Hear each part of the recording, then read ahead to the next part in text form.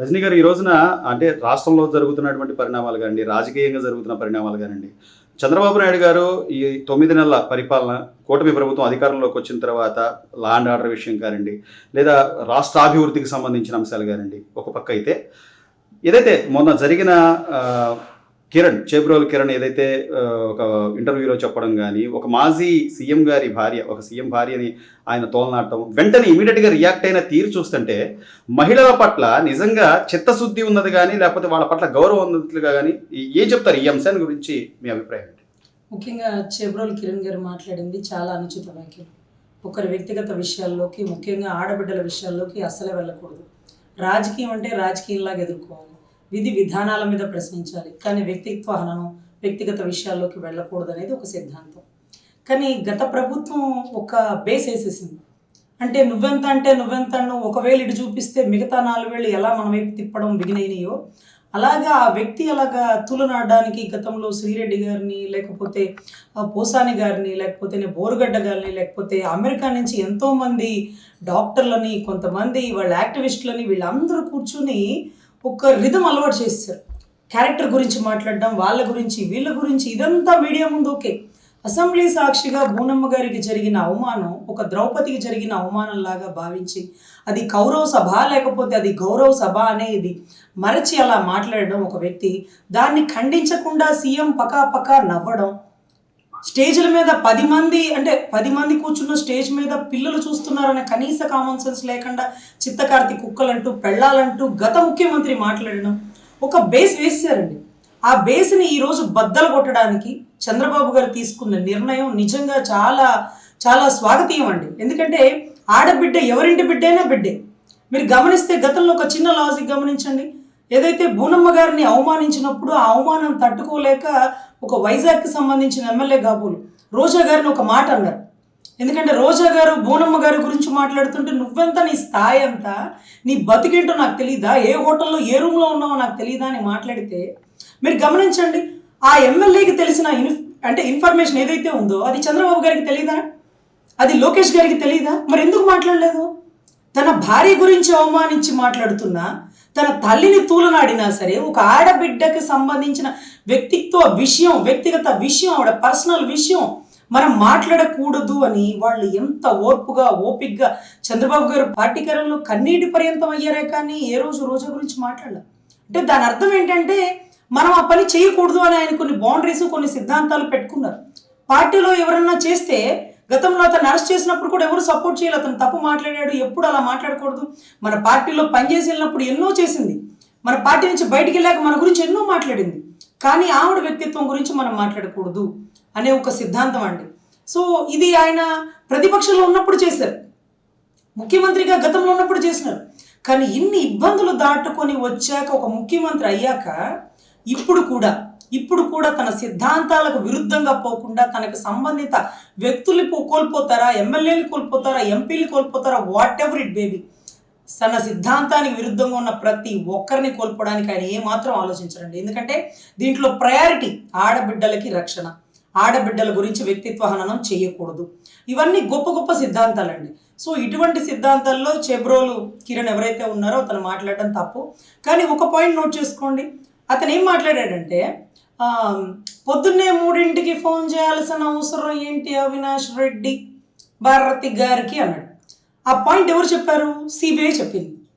ఎందుకు మాట్లాడారు, ఏం మాట్లాడారు, ఏంటి అని పూర్తి చేయకుండా సిబిఐ ఒక ఇన్ఫర్మేషన్ అయితే ఇచ్చింది.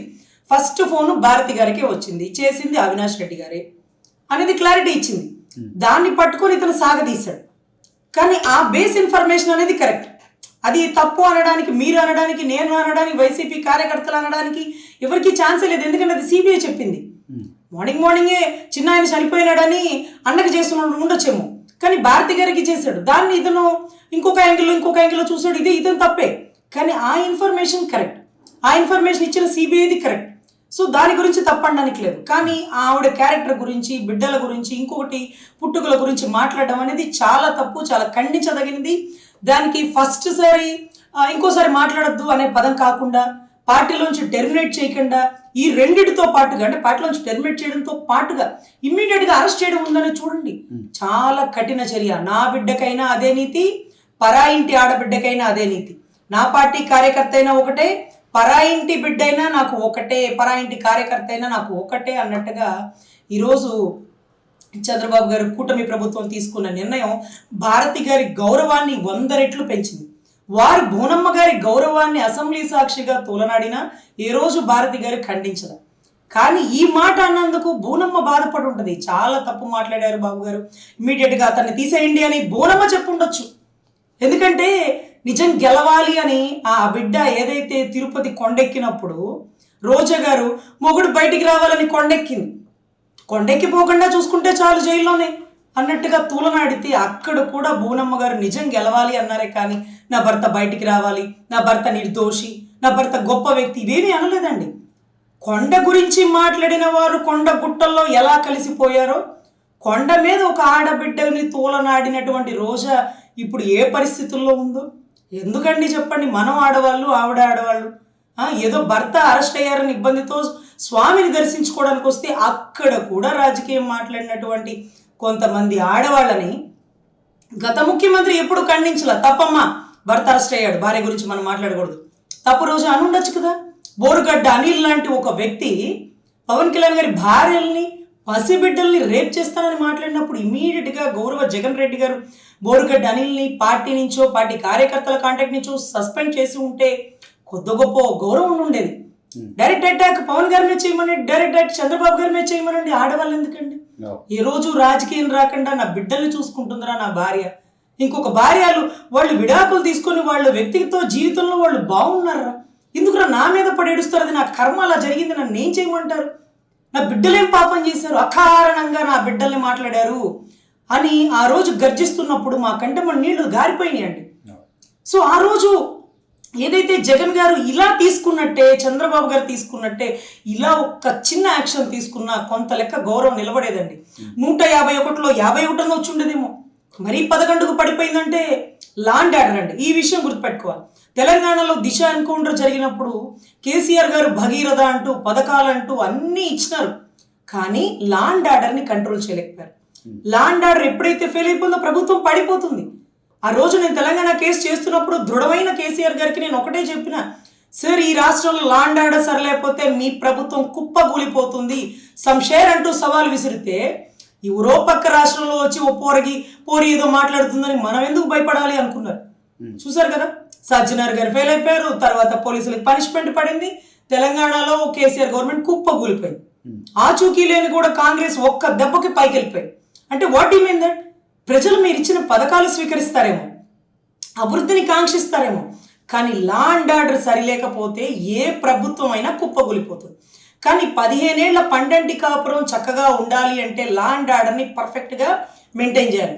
తప్పు చేసినోడికి కులం ఏంటి, మతం ఏంటి, పార్టీ ఏంటి, ఏంటి, ఈడ్చుకొచ్చి లోపలేయండి అన్నటువంటి పవన్ కళ్యాణ్ గారి సిద్ధాంతాలు, ఆడబిడ్డ ఆ ఇంటి బిడ్డ అయినా ఈ ఇంటి బిడ్డ అయినా ఒకేలా స్వీకరిస్తామన్నటువంటి చంద్రబాబు గారు, ఏదైతే జగన్ గారి చెల్లి ఆయన్ని కలవడానికి వస్తే నువ్వు కట్టిన చీర పచ్చ చీర, నువ్వేం మెసేజ్ ఇస్తున్నావు అంటూ తప్పుగా మాట్లాడినటువంటి వాళ్ళ అన్నకి, పరా ఇంటి బిడ్డ అయినా పర్లేదు నా ఇంటికి వచ్చిందంటూ స్వాగతిస్తున్న చంద్రబాబు గారికి, నీ ఇంటి భార్య గురించి ఒక పార్టీ కార్యకర్త, పార్టీకి ఇన్నాళ్ళు పనిచేసిన కార్యకర్తని ఇమ్మీడియట్గా action, take in to the action, arrest అని ఒక సీరియస్ నిర్ణయాన్ని తీసుకోవడం, నువ్వేమో వాళ్ళ భార్య గురించి అసెంబ్లీలో మాట్లాడుతుంటే నీ పార్టీ ఎమ్మెల్యే కనీసం తప్ప అసెంబ్లీలో వద్దు పట్టించండి ఖండించాలి అని అన్నారా?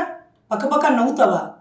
ఈరోజు నీ ఇంటి ఆడబిడ్డ, నీ భార్య మానాన్ని కాపాడినటువంటి వ్యక్తి గౌరవ చంద్రబాబు గారు.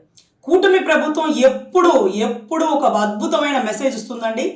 లాండ్ ఆర్డర్ విషయంలో తప్పు చేసిన వారు ఎవరైనా, ఆడబిడ్డల విషయంలో ఎవరిని ఉపేక్షించేది లేదు. ఆడబిడ్డలు ఇప్పుడిప్పుడే రాజకీయంలోకి ముందుకు ఇంకాగా వస్తున్నారు. రేపటి రోజు రిజర్వేషన్ ఉంది, ఇంకా ఎక్కువ మంది రావాలి, చదువుకున్న వాళ్ళు రావాలి. ఇలాంటి చెత్త రాజకీయాలలో మీరు ఈ ఆడవాళ్ళ వ్యక్తిత్వ హననం చేస్తుంటే ఎవరు ముందుకు వస్తారండి? ఎప్పుడో ఎన్టీ రామారావు గారు నిద్ర లేచింది మహిళా లోకం, దరిల్లింది పురుష ప్రపంచం అంటే అప్పుడు ఆశ్చర్యపోయారు. అప్పట్లో అంత ఎమ్మెల్యేలు లేరండి. కానీ ఆయన ఫిల్టర్ చేసి ఏరి కోరి చదువుకున్న ఆడబిడ్డల్ని, ప్రతిభా భారతి లాంటి వారిని చక్కగా అసెంబ్లీ సాక్షిగా కూర్చోబెట్టి ఎంత గొప్ప మెసేజ్ ఇచ్చారు.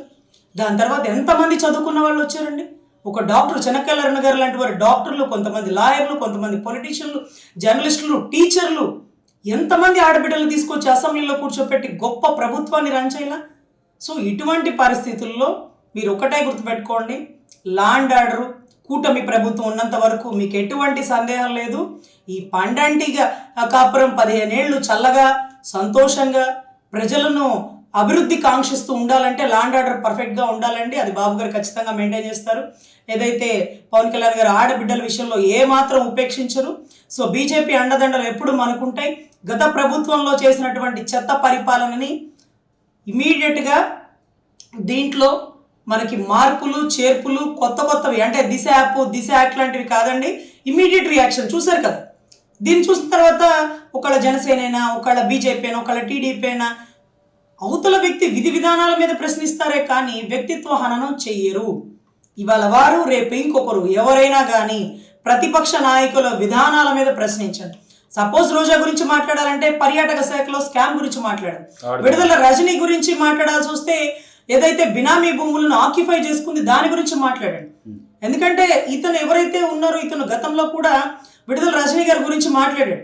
అప్పుడే అనుకున్నా అది కరెక్ట్ కాదేమో, ఎందుకు అసలు ఇది మనకి విధానాల మీద ప్రశ్నిస్తే బాగుంటుంది, చూస్తే బాగుందని నవ్వుకోవడం కరెక్ట్ కాదు. నవ్వుకోవడం ఇవాళ నవ్విన వాళ్ళే రేపు విమర్శిస్తారు. ఓ పొద్దుగూకులు ఆడవాళ్ళ విషయాలైనా ఏదన్నా సమస్యల మీద ప్రశ్నించాలి కానీ అంటారు.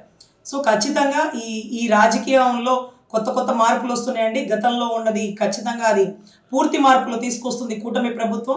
ప్రజలు ధైర్యంగా గుండెల మీద చేయేసి పడుకోవచ్చు. ఇది కూటమి ప్రభుత్వం.